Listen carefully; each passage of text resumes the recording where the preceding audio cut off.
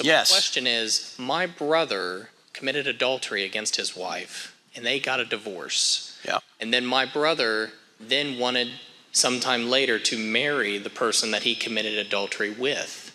And he wanted me to come to his wedding. And I told him that I would not come to his wedding. Good for you. But that I would serve food or I would do something other than attend the ceremony. And this has caused a lot of heartache and disruption in our family. I love my brother dearly, but am I being too legalistic or unloving, or am I on the right path? Love doesn't mean you agree with what sin people want to do. Now, this is a hard teaching in the scriptures, don't get me wrong. You know, a person that commits adultery is not supposed to get married again if they're a Christian. That's what the scriptures say. It's a hard teaching, but God has his reasons for it.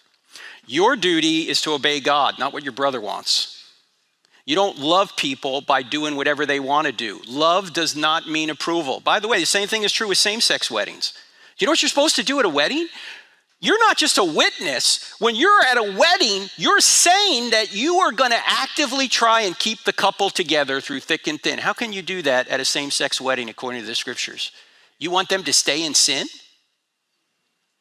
You want them to jeopardize their eternity? And you're going to help them do that? And by the way, what you're bringing up, most Christians won't.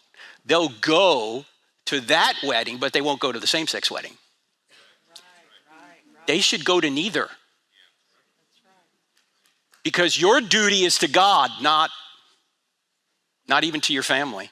In fact, what does Jesus say? Jesus said, I came to bring a sword. It's going to divide mother and daughter, father and son. How often have you heard those verses preached? You haven't. Why?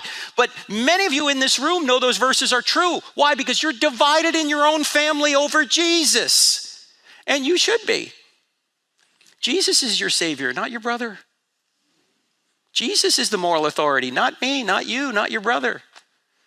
So you can flip it back on him and say, if I was the one committing adultery and you were a true believer in Jesus, who should you follow, me or Jesus? See what he says. Thank you so much. All right. Thank you. Stand strong.